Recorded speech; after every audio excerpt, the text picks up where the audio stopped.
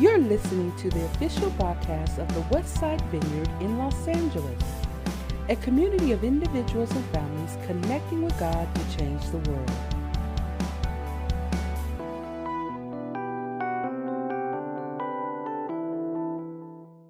I'm going to invite those who are up to begin to grab a seat, extend another warm welcome.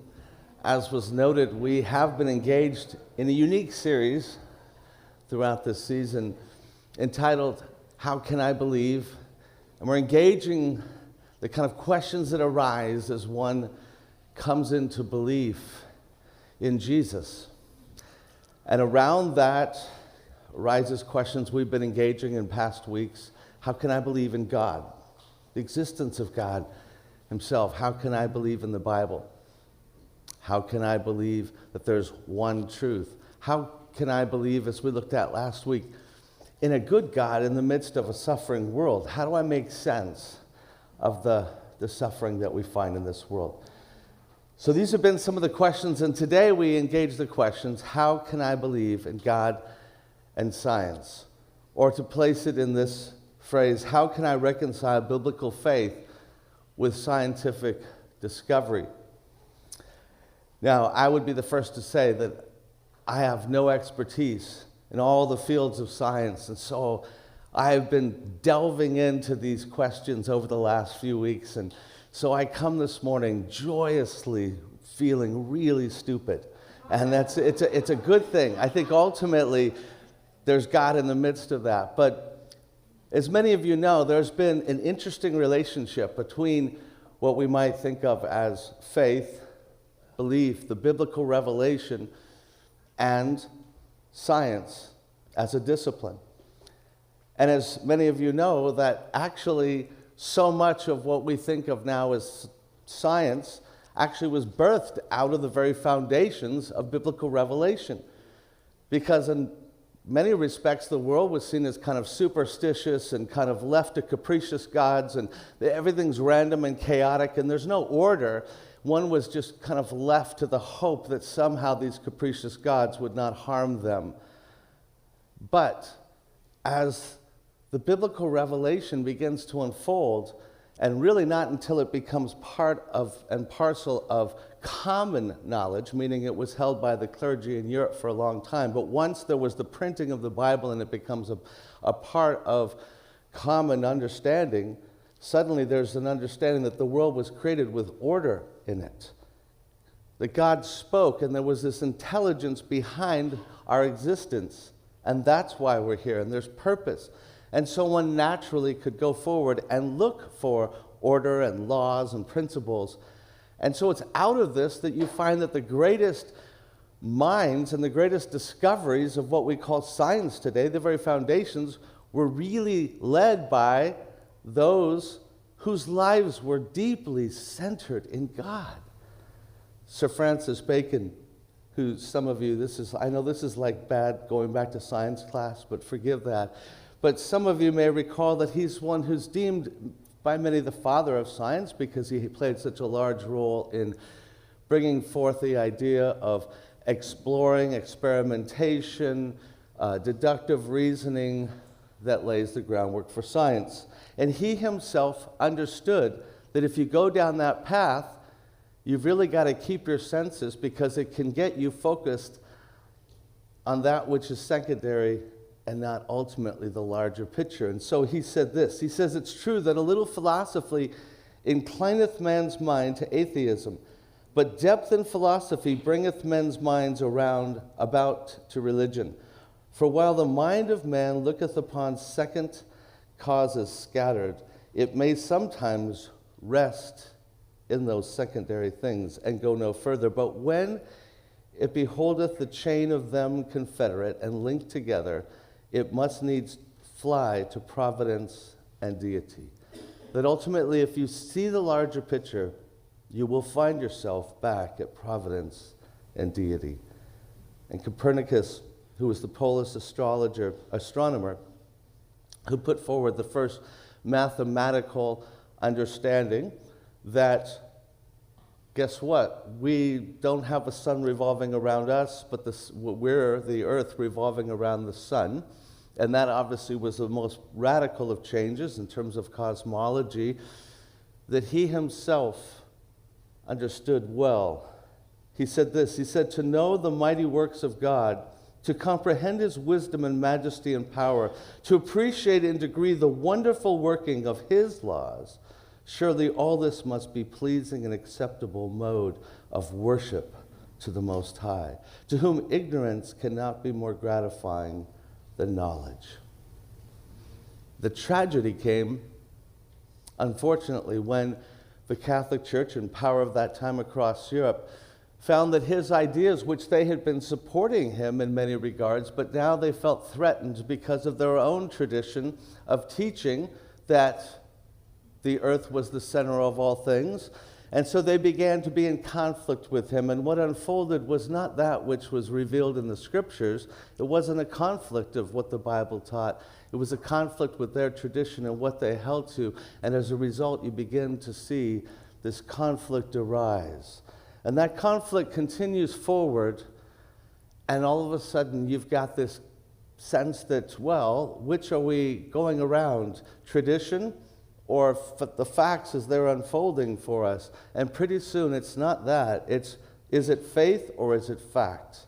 And you have this very deep false paradigm begin to arise between two things that had once been friends, now growing into this place of tension. And so at Charles Darwin's theory of evolution gained notoriety, it seemed once again to challenge the very foundations of biblical revelation, as it described that there was a much longer process by which we came and the earth came and the universe came into being, and that it was formed by what he's referring to as natural laws.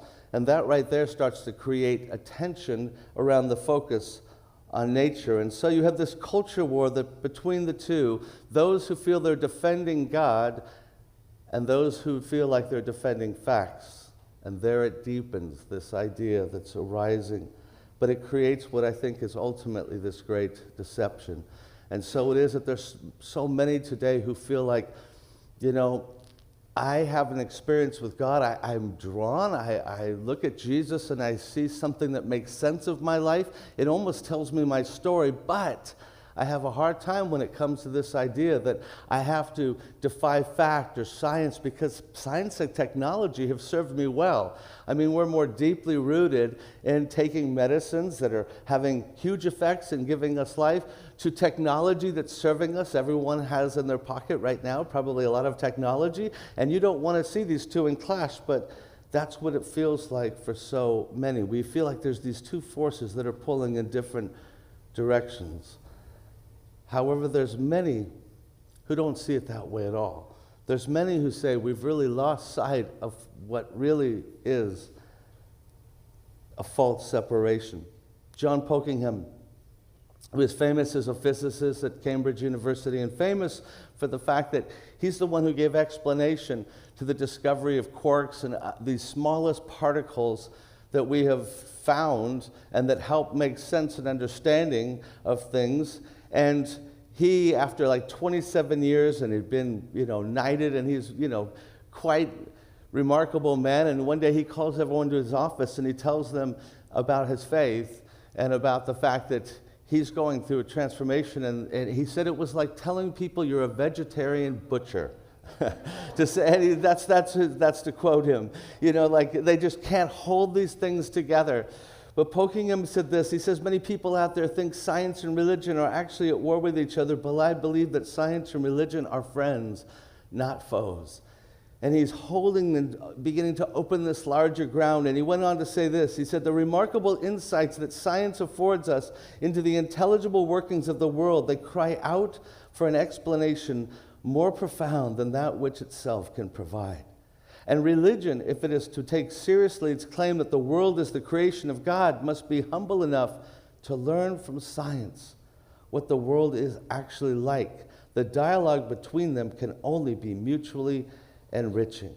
And so he's describing this wider space, if you will, this wider space in the middle in which these two are able to both be enjoyed, that one can both love God and love science. And it's that space that I want to invite us into this morning. And I think part of the challenge is that I think that this is a whole area where actually our own dispositions kind of direct us and land us in different places of initial comfort. And what I mean by that is I think that there are some people who feel so naturally spiritual in terms of their nature that what's spiritual is what seems real, and kind of almost skeptical of science. And then there are those people for whom they're thinking people who almost want to get out of their head. Sometimes they even feel like cursed, like I can't get out of my head. But I'm just so in such a rational mindset that I feel comfortable with that which I can observe and taste, touch, and feel, but I'm almost uncomfortable or maybe even skeptical about spiritual things because I don't know how to relate as well to that part of me. And so I think in some ways we naturally follow these certain dispositions. But I believe that we all have a place to come to this greater middle place. And I think that there are those who are recognizing that, no, they're not foes, they're friends. And in this space, we can find a God who has created us in a physical world, but in a relational world. That we're fundamentally, God created a physical world, but with a relational purpose. And I thought it would be helpful for you to hear from a couple of lives who are part of your community this morning. And so I've asked them to share a little bit this week. Corey Hogebaum, who works in the medical sciences and research and remarkable accomplishments that he has. And he's away actually at a conference, so I asked him to share this week. And Tim Fisher, who asked to share, and Tim is amazingly accomplished in physics and nanotechnology. You all know what that is, right? So I'm going to let you hear from them via way of video. Hello, church family. My name is Corey Hogebaum. My wife Karen and I have been attending Westside Vineyard now for approximately 5 years since our move from Ann Arbor, Michigan.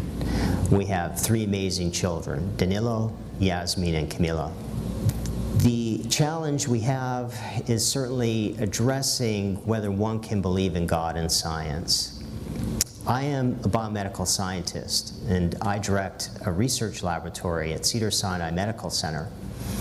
My laboratory is focused on studying lung diseases, including pulmonary fibrosis, lung cancer, COPD, and various other chronic lung ailments like asthma. I direct a group of scientists, and each day I challenge them with addressing these lung diseases using the scientific method. And that scientific method is really geared towards testing facts, forming hypotheses, retesting those hypotheses, and confirming whether the results really do line up with the evidence that we see before us in the form of these diseases. Some of you might be having some flashbacks to your high school science classes, but I really just want to make the point that the purpose of the scientific method is really to utilize the 5 senses that we've been blessed with. Very early on in my undergraduate career, I enrolled in a physics course, and I recall going to see the professor who was teaching this course. His name is Dr. Cogger, and his field of expertise was astrophysics. And I recall quite distinctly sitting down and speaking with Dr. Cogger, who I do believe is or was a Christian, but we didn't address that during our conversation. But I do recall very distinctly speaking about his particular area of expertise and his exploration of the physics behind the universe.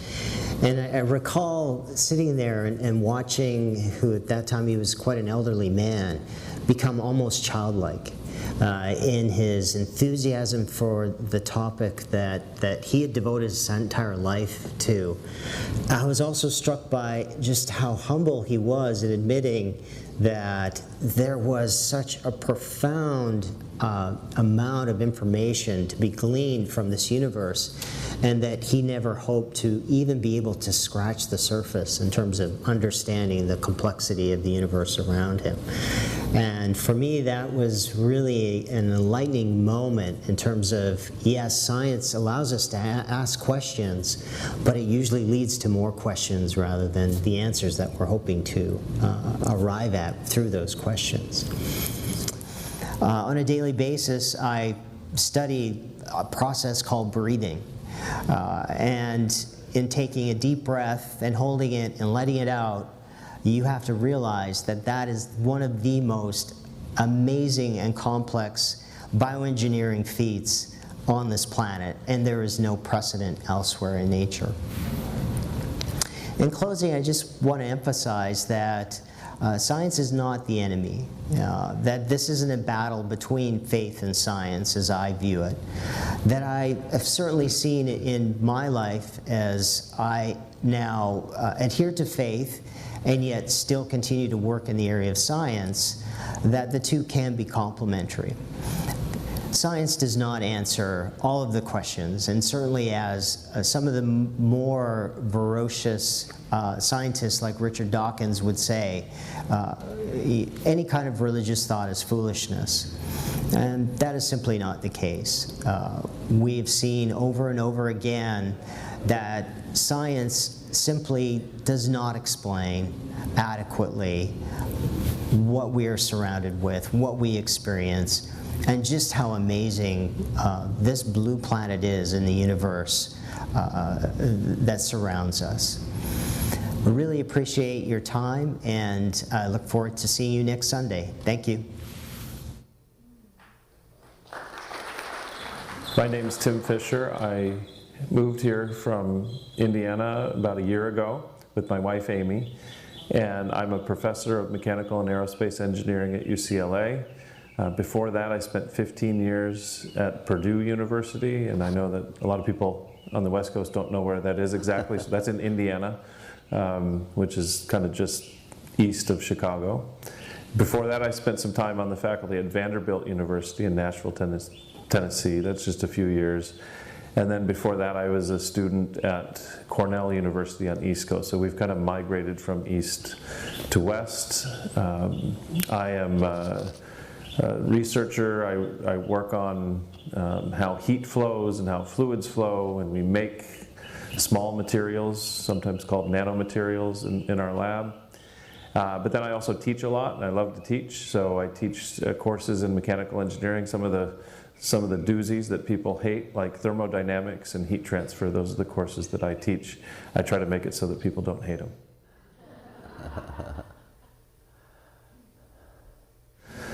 Yeah, it's a tough question because for a lot of people that have a general awareness of science, they think that there's a big conflict, and for me at least, I have this abiding peace because every day I find out more about what I don't know about science and the mysteries. And I think a lot of times the more you know scientifically, the more you realize that the mysteries are even more vast than you could imagine. And so for me, it's really more of an exploration about the wonders of the universe from a highly technical and quantitative perspective. A lot of times people talk about scientific facts, and of course science is a fact-driven process, but very rarely are those facts conclusive or definitive. They're really just pieces of evidence that we build together to find a bigger truth, and oftentimes what we thought was the case is actually not the truth. And there's many examples of that. You can point to even just something as simple as the food that we eat, right? That has to be something that's almost more people than anyone in the world have studied in the past because it's so essential to life, but they seem to change the recommendations about what we're supposed to eat every couple of months. But even more so, if you think about the mysteries of the universe, roughly speaking, about 80% of all the matter in the universe is this thing that we call dark matter that we really don't know anything about. It's just sort of a mathematical necessity that we have to put in to our models in order to make all the things that we do observe, those little facts, those pieces of evidence, fit together. And I find great beauty in that. And I don't see, I find great beauty in that process in much the same way that people find beauty in art, in literature. It's always a pursuit of something greater, and I see God in all of those things. Yeah, so it's interesting. My love for science came later in life, actually, long after I started studying it. I wanted to be a baseball player till I was far too old, but I was good at math and science, so that's what I studied along the way. But the thing that really fostered my love for science was not science itself, it was teaching science. And when you teach anyone, but especially younger people, you start to see the impact that you have, and you see God in them in many different ways. And so for me, it's the combination of science and teaching good guy. and looking at the inspiration that God gives to all of us. That really is kind of the magic and has become my calling. One of the things that's happening in science lately is that we're able to visualize things that we couldn't before. And whether that means a telescope that can see deeper into space than we saw before, or whether it's a microscope that can visualize things that our eyes can't see, and even things that optical microscopes couldn't see before, and now we have different kinds. And there's so much beauty and there's so much order to science and to those things. So together, so science is usually, people think about that as highly ordered, but in fact, there's a lot of randomness that is somehow collected into a few rules that govern the order that makes what we call life happen. And wherever those rules came from, right? Those are the things that make life magical. And of course, if you're a scientist, there's God has to be part of that. At least that's the way I think about it. So appreciate the sharing of both of them, who so capture the ability to love science and to love God. And I might add, they love their wives as well. And that shines out from their lives. But I think what they invite us into is this larger space. And what is it that serves this larger space in which we can really embrace what it means to be those who are created in a material world, but yet understand that there is something larger in being part of a material world? In other words, what I think we need to grasp is that we do not have to choose between anti-science religion or anti-religious science. And I would posit that God created a physical space that is created with relational purpose. And that is what I think many of us will find as we open ourselves up to seeing that these two are interconnected, and that the conflict is much more about kind of presuppositions, if you will, that come out of that, not so much that in and of itself. So what can serve that space? Well, let me try to briefly note these things. Number one, I think that the biblical faith and science mutually affirm a world with order.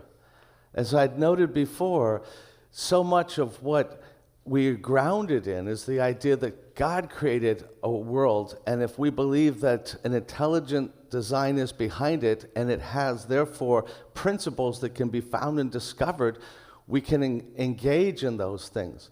Now, the conflict comes with what we correlate those two, what we deem to be the source of what is being discovered.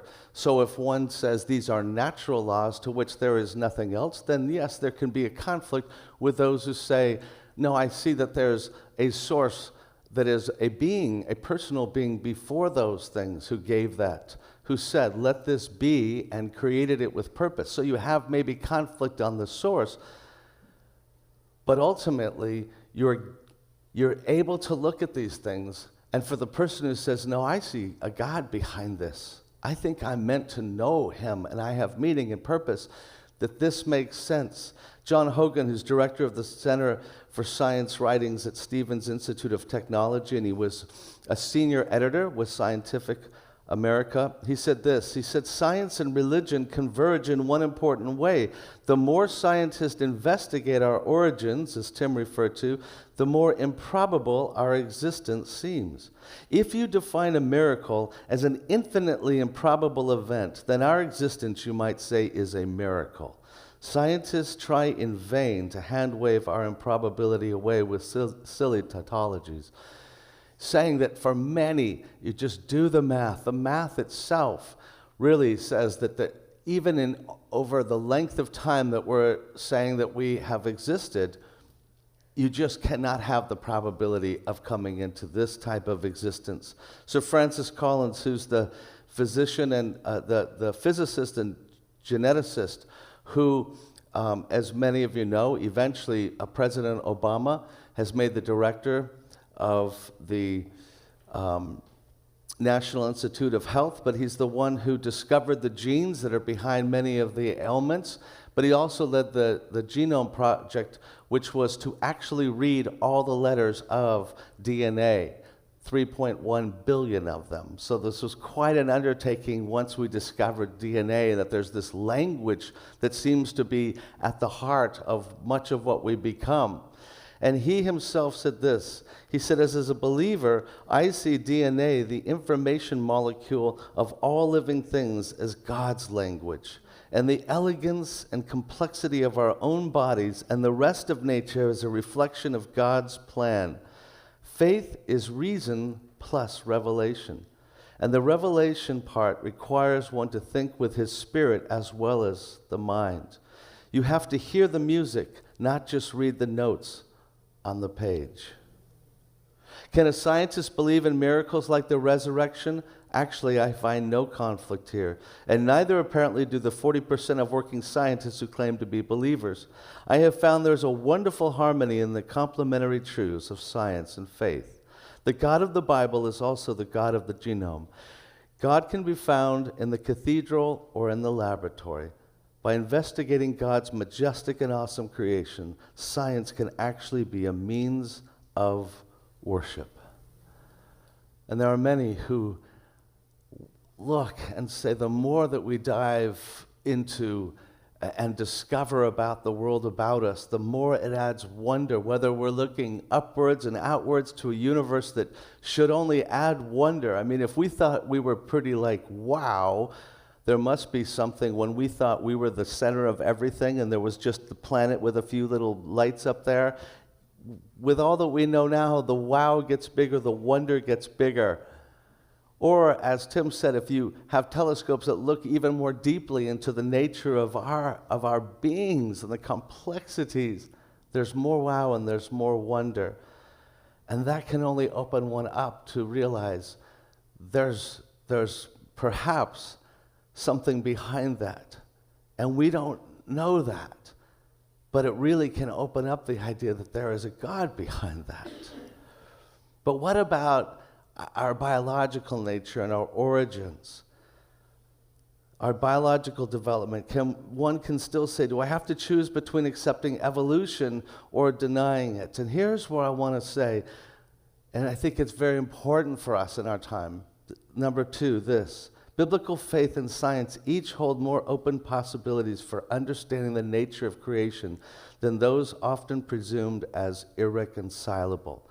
What I want to do is help us open up the understanding that my understanding of both the scriptures and my view of science really allow a whole lot more ground, if you will, to live in this place that we might call the middle. So starting with just the whole nature of the Scriptures, as I said, to me, the Scriptures are God's Word. I did a whole series about this at the start of last year. This is God's Word, and this Word is inspired, every element of it, by God. Every element, and it is without fault. That is, I believe it is all true in bringing forth what God intended for us and understood for us to need to know. Or to put it this way, I believe that God, as the infinite creator of all, is able to engage and ultimately enter human history and communicate to finite and flawed human life. That's us. Bound within the limits of human culture, understanding, language, and historical transmission, that which he deems essential for the redemption and restoration of all things. And that's what I mean by believing in the Scriptures. And the fact that the Spirit of God can move in this world and connect with me. And that when I read them, the Spirit of God is still present and making them alive, making them speak to me and engaging me in the very moment of doing so. That's the power of the Scriptures. And I think that what we have to step back and realize, they're not intended to be a scientific cosmology. That's not their intent. God wasn't really concerned with all of the how of creation. And he's making it clear that there are things we essentially need to know. And that is why I find myself drawn to the first chapters of Genesis. And they've become like my favorite. If I was to tell anyone, you want to know who you are, I'd say read Genesis 1 through 3, and then read Jesus' parable of the prodigal son. Do those two things and just ask yourself, is this your story as a human life? Is this telling you who you are, what went wrong, etc.? Because I think they're so profound. Now the question arises, though, what is the very beginning of Genesis, where we have the declaration, in the beginning God created the heavens and the earth, and it moves forward with that description. What are they intending to describe to us? And let me share with you that there are a number of different views, but there are different views about how the early chapters of Genesis 1 through 11 in particular are to be read. One of them is that all strictly literal. It is trying to give the details of the how, and we should read that into those things and presume that God's trying to tell us the how in every detail. A second one would be that Genesis 1, the first part, is as more semi-poetical summary, followed by a more historical account, still with some symbolism and figurative and what have you, but telling us this is basically history as we would know it. Some would say Genesis 1 through 3 read as semi-poetical summary, followed by the historical account. And some would see that Genesis 1 through 11, even going further, as kind of more a mythological or symbolic version of actual early history. Now, I state all four of those to you because I want it to be very clear that this is with people who say that the Scriptures are authoritative to me. They come from God. They are inspired. What they're asking is, how am I supposed to read them? And we might say, well, we're supposed to read the Bible literally. But what does that mean? We all understand that there's an element in which sometimes symbolic language is used or poetic language is used. And so what we mean more than just literally is, how did God intend for me to read this? What was his intent when the formation of these words or this summary was brought together? And so that I want us to be able to grasp it. When it comes to these first chapters of Genesis, some might say, oh, well, if we question that that even Genesis 1 might not have been meant to be taken quite so literally in its 6-day summary, and you might say that's just trying to accommodate to the ideas of evolution. The truth is, you can go all the way back to Augustine, who actually believed that this wasn't necessarily to be taken that way. So there's been a long history of viewing things this way. And I think for me, it's understanding that I step back and I see openness because I realize I'm a finite creature who has an infinite God trying to communicate with me, and that means that he's probably always conveying things where he's saying, look, let's skip the details here. Let me try to convey the truth to you, the essence of the truth, and it's not for you to try to grasp it all. So when God says that heaven is up and that hell is down, there's language like that given to me as a human. I'm not so sure as I grow up that I'm really supposed to think that I'm going to find heaven up there or find hell if I go down on the earth. It's language being used to convey the idea that's common to human beings that glorified things are up and, things that are deemed negative are down. Do you follow what I'm saying? That's just kind of language and the way that we read it. So, there's other things. Do I believe that in heaven the roads are paved with gold? I don't know if they really are, but I get the language of it. And the same could be true as we come to this somewhat, what I deem, poetical summary that's so profound when we come into Genesis. And part of the issue is that I understand that I'm a Western-formed being, meaning Western culture has shaped me. So Greek and Latin thought are about explaining things, defining things. But Hebrew thought wasn't about that. Hebrew culture is focused not on those things. Hebrew culture has this focus. What's the purpose of something? What's the meaning of it? It's kind of more humble because it kind of sees itself as, hey, defining things, controlling things, we don't have that. It doesn't assume we have it. It assumes what we need is what? What is it really in its essence? What's the meaning? What's the purpose? This is why the Apostle Paul describes to us creation this way. In Colossians, he writes, for everything got started in him and finds its purpose, what? In him. He was there before any of it came into existence and holds it all together right up to this moment. That is the word that is foundational for my being. And that's what Hebrew culture understood as the forefront. So my personal engagement, and I'm always trying to think through, what is God intending in these first chapters of Genesis? But my own lies somewhere in that I see Genesis 1 as a semi-poetic summary, and certainly elements going on probably into chapters 2 and 3 that carry a lot of symbolism in them, that I don't feel forced to try to worry about the literalness of those symbols because I'm being so deeply struck by the profound truths they're telling me about who I am, who created, and why in those things.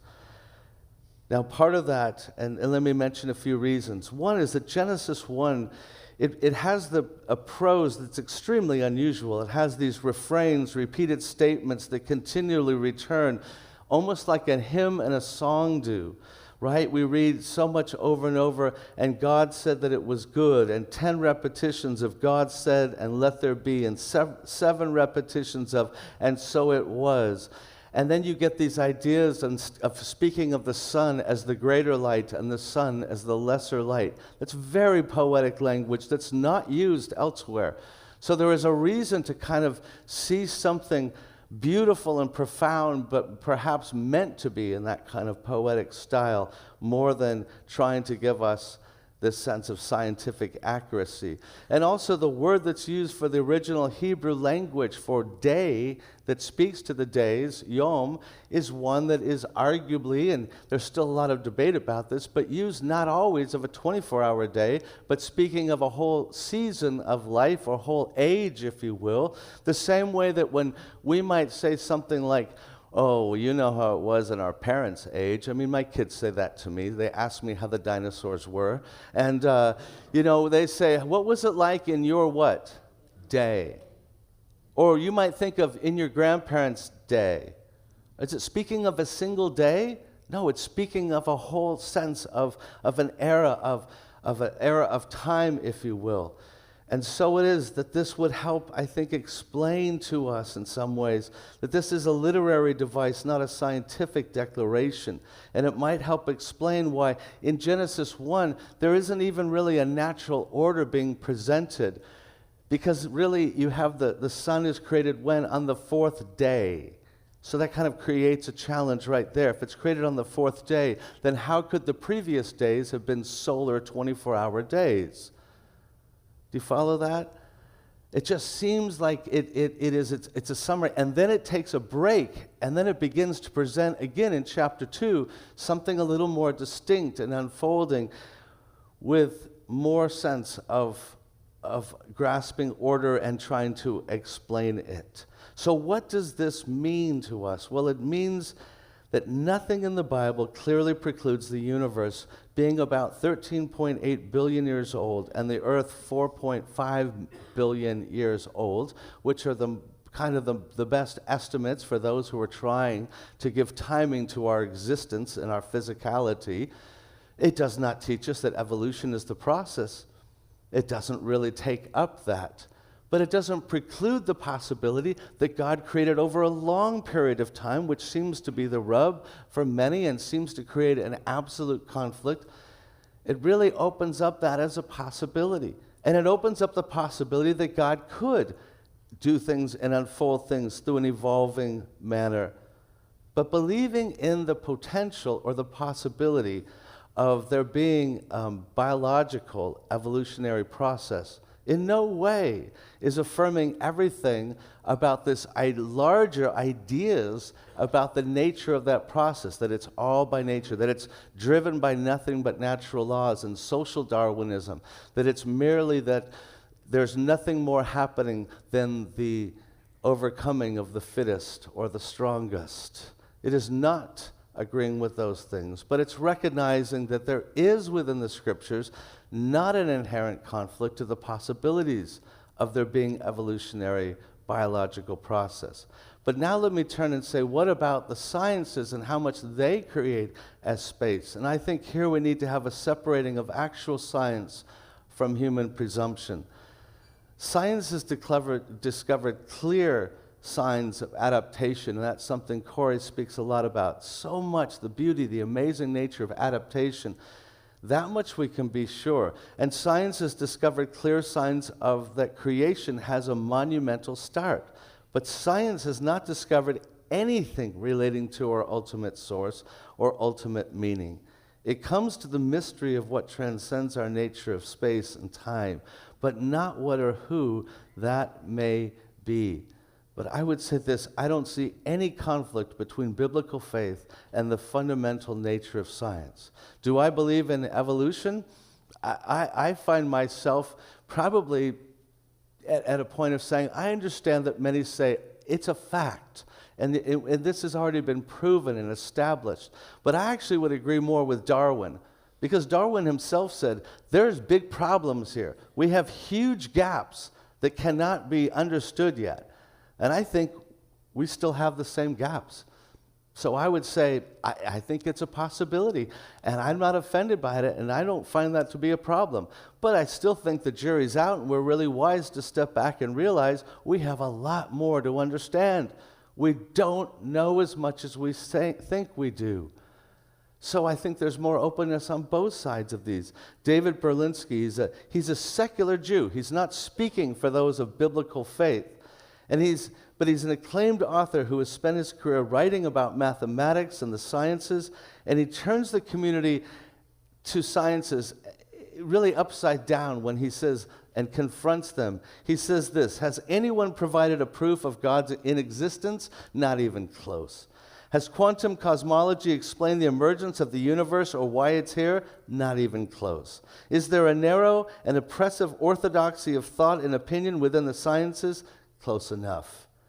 Does anything in the sciences or in their philosophy justify the claim that religious belief is irrational? Not even the ballpark. Is scientific atheism a frivolous exercise in intellectual contempt? Dead on. He's saying that you've got to confront the fact that there is something that's being lost in the kind of presumptions, if you will, that are coming into really not science, but into the human heart. See, I think our problem is not with science at all.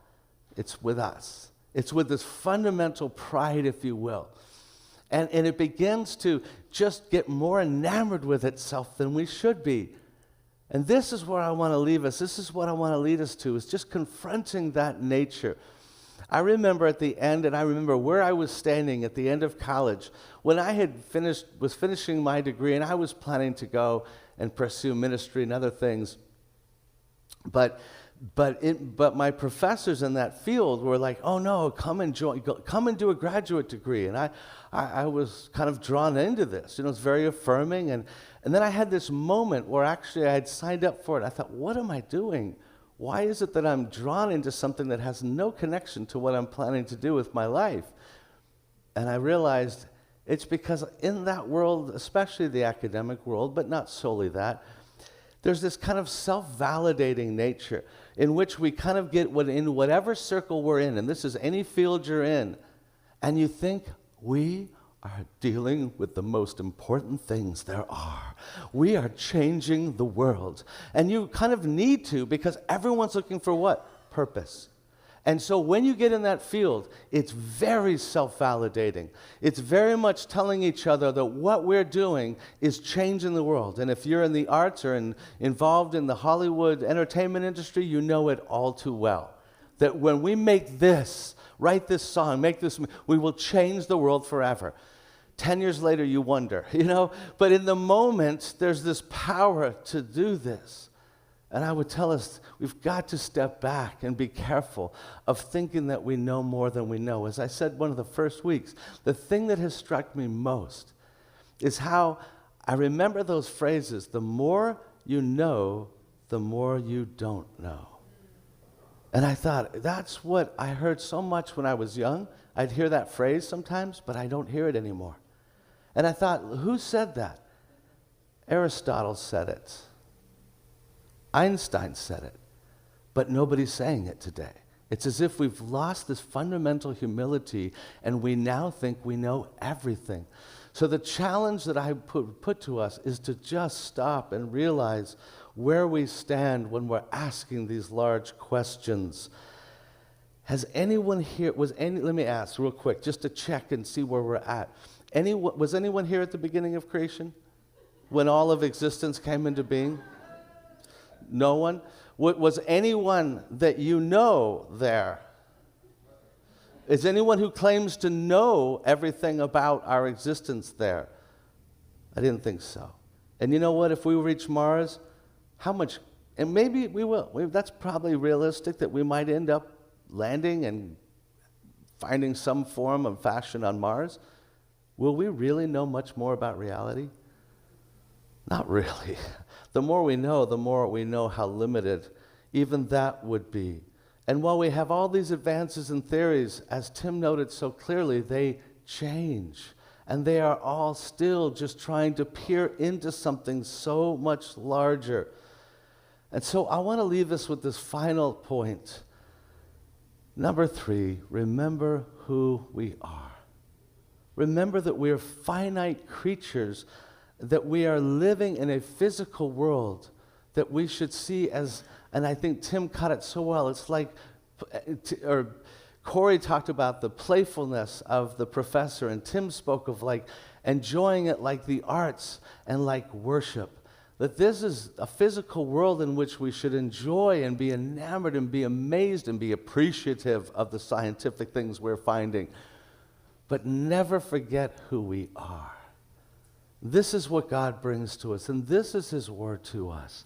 And He pretty much brought it all home to Job, and I want to leave us with the words that God spoke to Job when He said this: "Where were you when I laid the foundation of the earth? Tell me if you have such insight." Let's pray.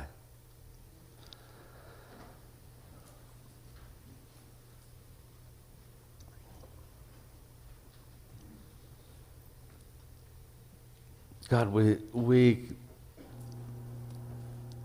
come before that question, and at the very least, wherever we are today, and some of us believe deeply and we're trying to find ways to reconcile, and some of us have been hesitant and we're not sure if we can reconcile. But we all stand before that question. We all can say that as your Spirit asks us, where were we? We need to start by saying, I wasn't there.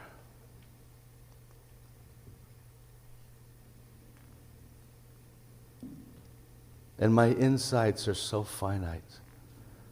And we come and just embrace afresh that we are finite creatures who have a finite perspective and a finite mind. And we want to stand as those who can stand on this edge of existence and open ourselves up. And I pray that even now your Spirit would bring forth the truth to us that yes, you have enjoyed creating a physical world, but with a relational purpose. You want us to know you, and that all goodness is bound up in you. Pray that your Spirit would begin to fill our hearts with the truth of that, with the power of goodness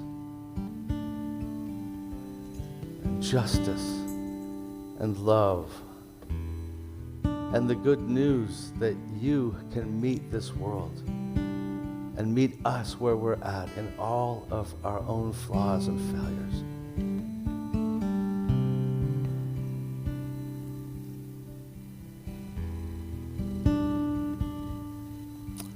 I want to invite us to stand and let's close in worshiping together. Thank you for listening to the official broadcast of the Westside Vineyard in Los Angeles. Tune in for next week's message.